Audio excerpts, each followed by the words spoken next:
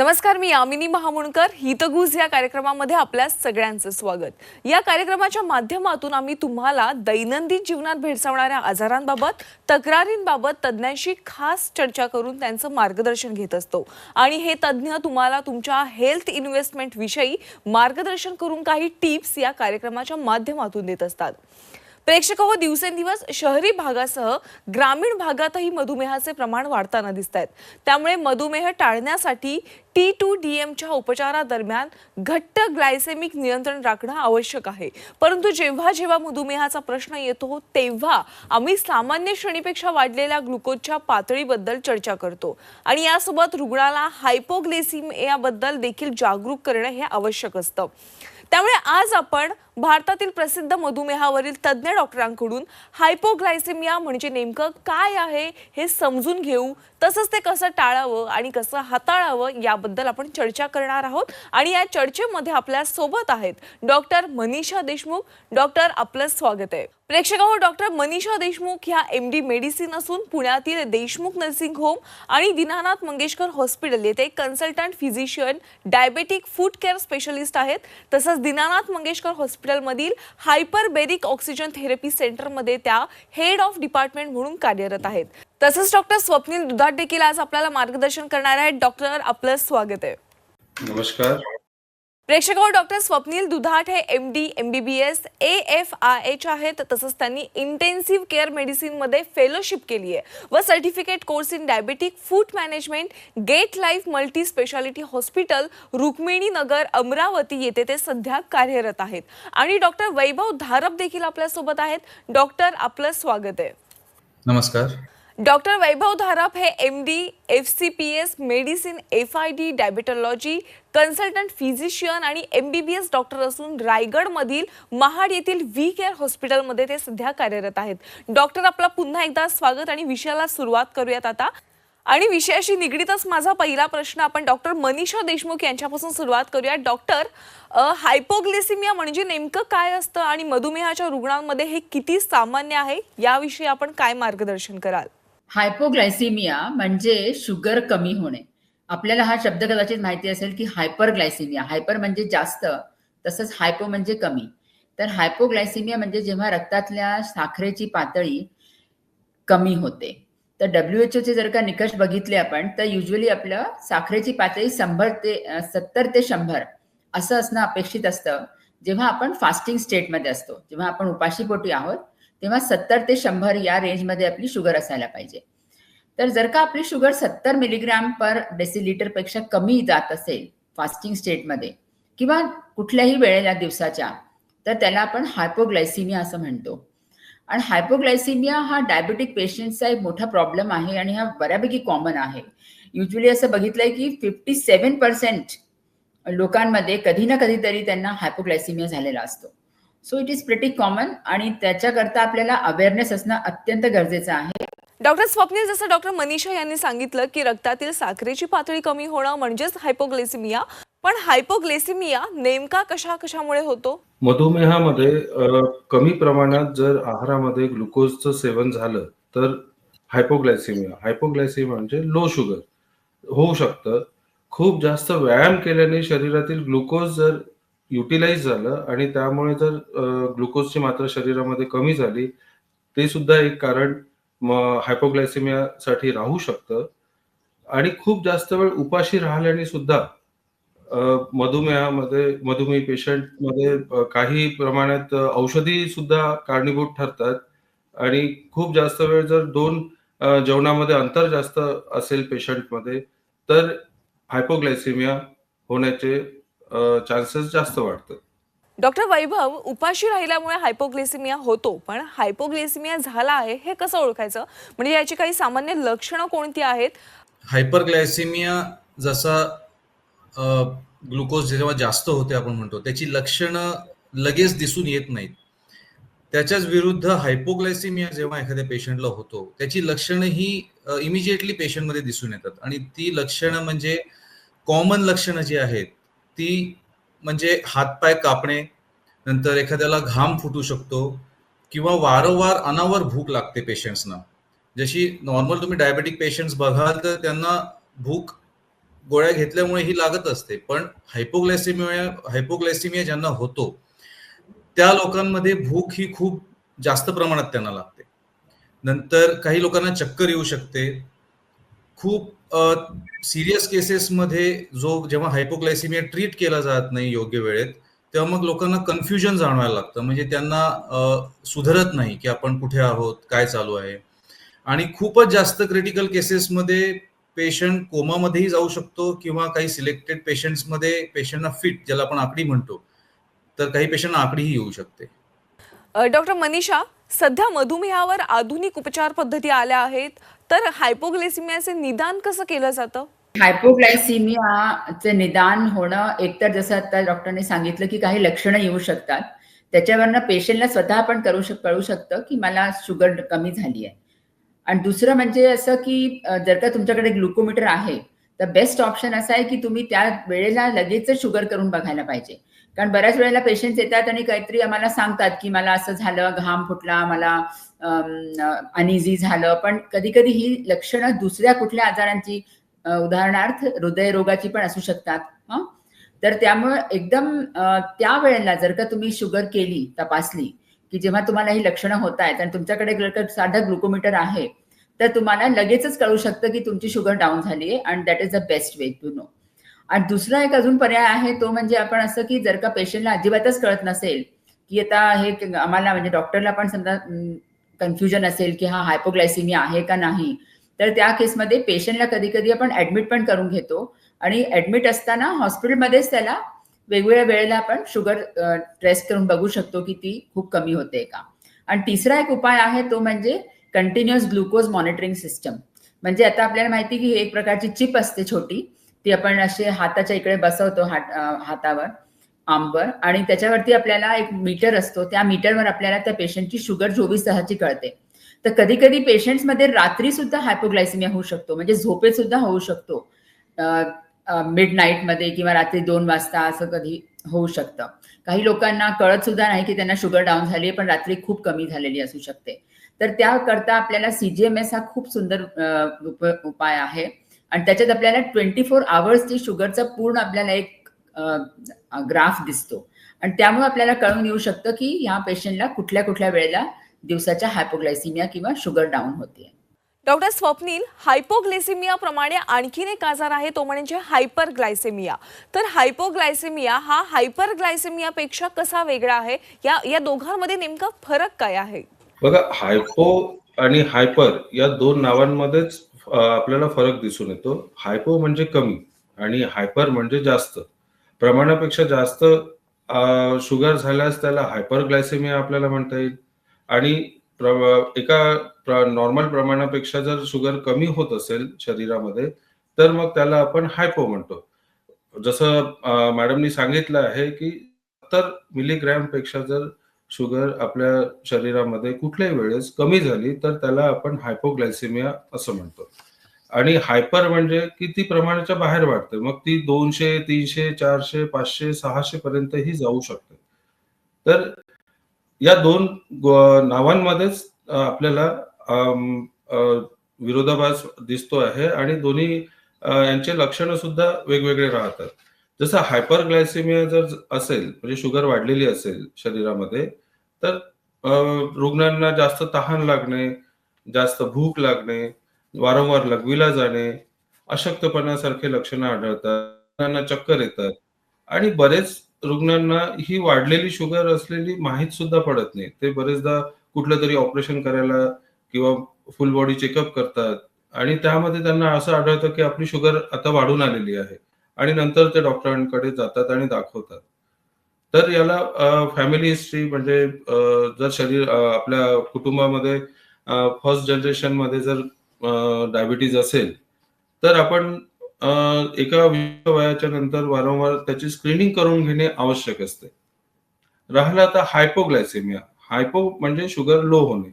Low होणाऱ्या शुगरमध्ये सुद्धा लक्षणं आढळतात.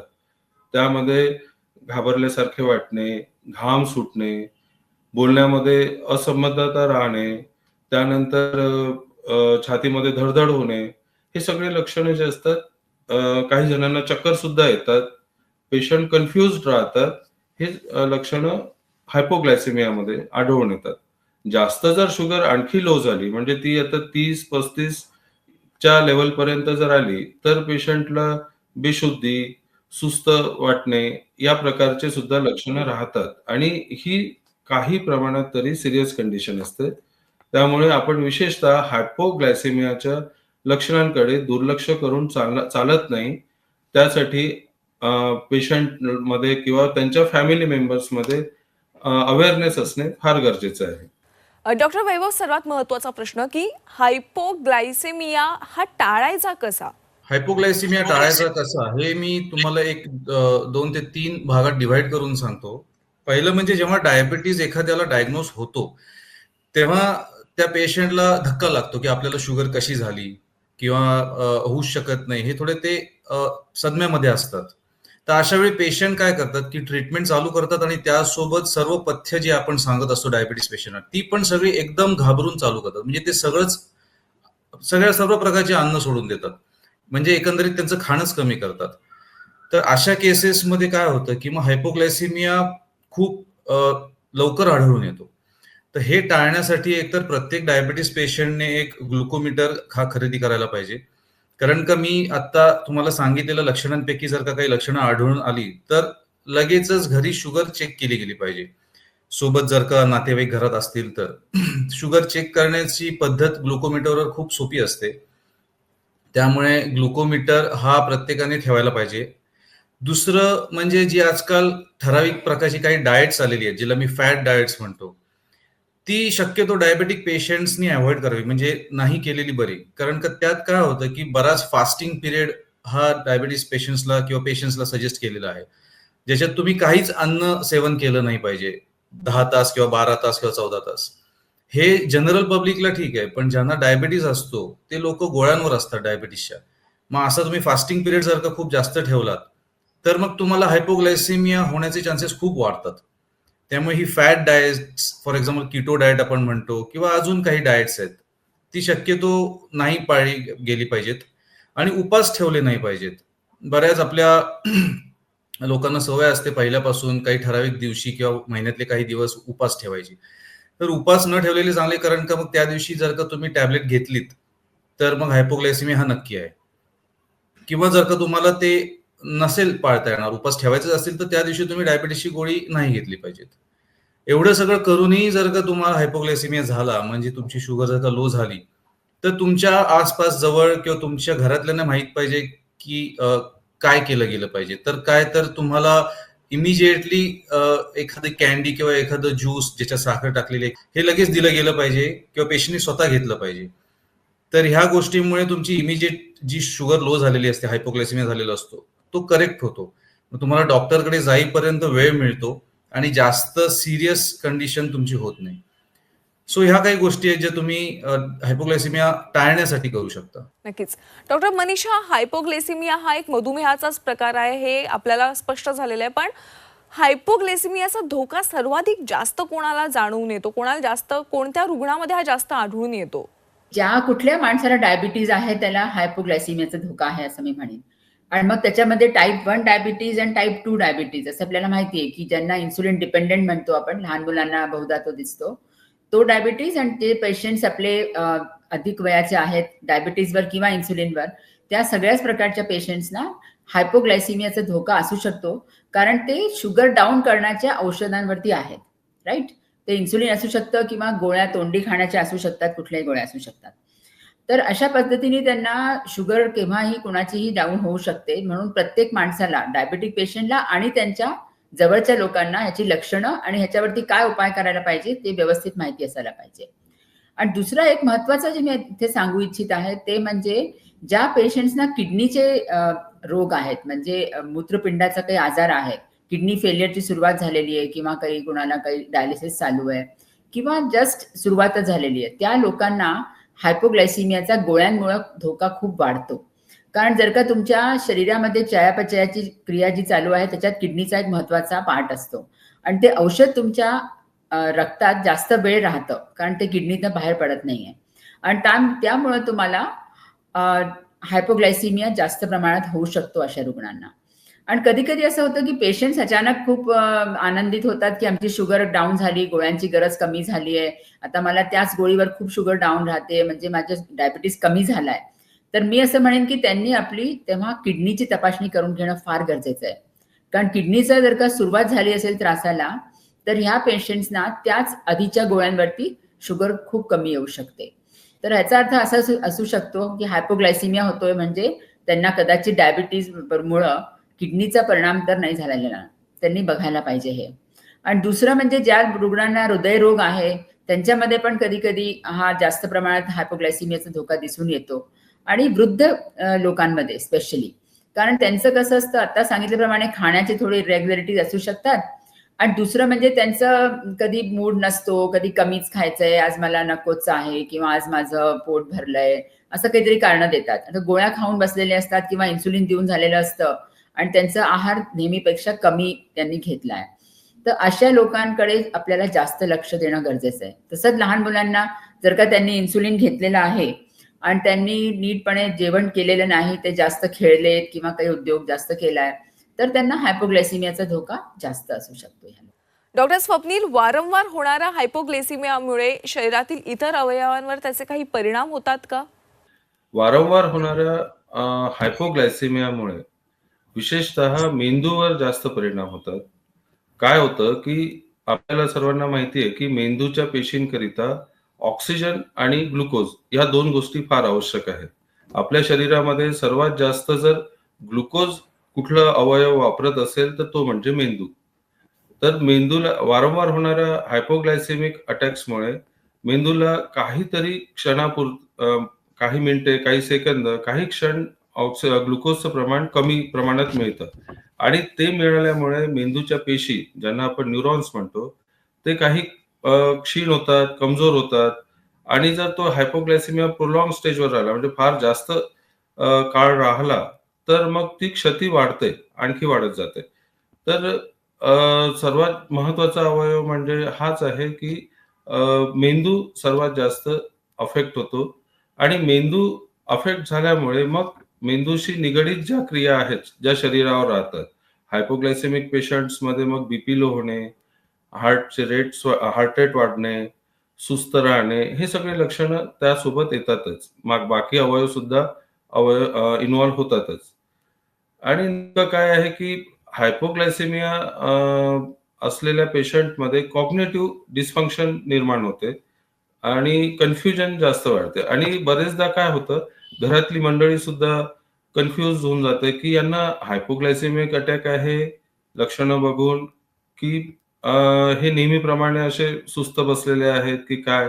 तर यामध्ये आपल्याला घरच्या मंडळींनी किंवा त्यांच्या आजूबाजूला वावरणाऱ्या मंडळींना हायपोग्लायसेमिया बद्दल सुद्धा अवेअरनेस करून देणे फार गरजेचं राहील. भविष्यात हायपोग्लायसेमियाचे अटॅक्स टाळता येतील आणि त्यामुळे सुद्धा जो रुग्णांना होणारा त्रास आहे किंवा त्यांना जी पर्मनंट डिसेबिलिटी येणारी असते, ती सुद्धा आपल्याला टाळता येऊ शकेल. डॉक्टर, सध्याच्या घडीला महाराष्ट्रातील अनेक रुग्ण आहेत, अनेक आपले प्रेक्षक आहेत जो हा शो पाहत आहेत आणि त्यांना सगळ्यांना हा प्रश्न पडला असेल की जर हायपोग्लायसेमिया झाला असेल एखाद्याला, निदान झाल्यानंतर त्याचा रुग्णाने डॉक्टरांशी नेमका संपर्क कधी साधायचा? हायपोग्लायसेमिया पेशंट्सना जेव्हा होतो तेव्हा पेशंट्सची हायपोग्लायसेमिया होणारी जी लक्षणं आहेत ती आम्ही पेशंटना कन्सल्टेशनच्या वेळी समजवत असतो, की तुम्हाला हायपोग्लायसेमिया कधी कधी गोळ्यांमुळे किंवा कमी खाल्ल्यामुळे होऊ शकतो. तर ती लक्षणं आढळून आल्यानंतर आम्ही काय करायला पाहिजे हे पेशंटला प्रत्येक वेळी एक्सप्लेन करत असतो. तर पेशंट कधी हायपोग्लायसेमिया झालाच तर चॉकलेट खातो किंवा साखरेचे पदार्थ खातो, ज्यूस म्हणा किंवा कॅन्डी. तर ह्या सगळ्या गोष्टींनी तात्पुरतं तुमची शुगर ही लेव्हलला येते व हायपोग्लायसेमिया टळून जातो. तसेच जे लोक इन्सुलिनवर असतात, जे पेशंट्स इन्सुलिनवर असतात गोळ्यांसोबत, त्या लोकांना हायपोग्लायसेमिया होण्याची लक्षणं किंवा चान्सेस हे बाकीच्यांपेक्षा अजून जास्त असतात. तर अशा पेशंट्सना माहिती असतं की ते आपली लक्षणं काय आहेत व आपली शुगर किती वाजता लो होतीये. मग ते काही गोष्टी करतात, जसे इन्सुलिनचे डोसेस कमी करतात स्वतःहून किंवा गोळ्यांचे डोसेस कमी करतात, अर्ध्या गोळ्या खातात व हायपोग्लायसेमिया झाला तर चॉकलेट खातात किंवा कॅन्डी खातात. पण ह्या गोष्टी जर का वारंवार होत गेल्या, म्हणजे इन्सुलिनचे डोस कमी करतोय तरी पण आपल्याला हायपोग्लायसेमिया जाणवतच आहे किंवा मी माझ्या जेवणात गोड थोडं वाढवलेलं आहे, तरी पण जर का वारंवार तुम्हाला हा हायपोग्लायसेमिया होत राहिला तर तुम्ही डॉक्टरांकडे गेलं पाहिजे. एक सेकंड, जेव्हा खूप सिव्हिअर ग्लायसेमिया होतो, म्हणजे मी जसं सांगितलं काही लक्षणं असतात जी घरी मॅनेज करू शकतात, पण जेव्हा तो हायपोग्लायसेमिया सिव्हिअर होऊन पेशंट कन्फ्युज स्टेटमध्ये जातो किंवा त्याला आकडी येते किंवा तो चक्कर येऊन पडतो किंवा कोमात जातो, म्हणजे बोलत नाही किंवा त्याची वाचा जड होते, तर ह्या गोष्टी जेव्हा त्यांच्या घरातले नातेवाईक किंवा कोण असतील त्यांना लक्षात आलं तर इमिजिएटली पेशंटला डॉक्टरकडे घेऊन गेलं पाहिजे, कारण का अशा केसेस घरी मॅनेज होऊ शकत नाहीत. अजून एक पॉइंट मी इथे सांगू इच्छितो की बऱ्याच वेळेला ही लक्षणं जी आहेत ती पेशंट समजा झोपला असेल तर जाणवणार नाहीत पेशंटला, आणि झोपल्यानंतर बाजूला नातेवाईक झोपला असेल तरी त्यालाही ही लक्षणं दिसून येत नाही. त्यामुळे आम्ही नेहमी डायबिटीसच्या पेशंट्सना रात्रीचे जे गोळ्यांचे डोस असतात किंवा इन्सुलिनचे डोस असतात हे कमी ठेवतो किंवा पेशंटला सांगतो की तुम्ही लक्ष ठेवा, रात्री जर का तुम्हाला घाम फुटून जाग आली तर तुम्ही इमिजिएटली डॉक्टरकडे आलं पाहिजे. कारण का एकदा वेळ निघून गेली की बऱ्याच वेळेला पेशंट कोमात गेल्यानंतर डॉक्टरांकडेही जास्त काही ऑप्शन राहत नाहीत आणि मग ती कंडिशन खूप जास्त सिरियस होऊ शकते. त्यामुळे थोडक्यात सांगायचं झालं तर वारंवार तुम्हाला हायपोग्लायसेमिया होत असेल किंवा तुमच्यानी कंट्रोल होत नसेल किंवा तुम्हाला किडनीचा आजार असेल ज्याच्यामुळे तुमची शुगर सेम मेडिसिनवर आता कमी होत चालले, तर तुम्ही डॉक्टरांकडे इमिजिएटली गेलं पाहिजे. आज मधुमेहातील हायपोग्लायसेमिया म्हणजे काय असतं, त्याचे परिणाम काय आणि हा आजार होण्यामागील लक्षणं कोणती आणि सगळ्यात महत्त्वाचं म्हणजे यावरील आधुनिक उपचार पद्धती कोणत्या, या संपूर्ण विषयावर डॉक्टर मनीषा देशमुख, डॉक्टर स्वप्नील दुधट आणि डॉक्टर वैभव धारप यांनी योग्य मार्गदर्शन केलं, त्याबद्दल डॉक्टर आपलं मनापासून आभार. प्रेक्षको, हितगुज या कार्यक्रमामध्ये वेळ झाली आज इथेच थांबण्याची. तुम्ही कुठेही जाऊ नका, पाहत रहा झी 24 तास.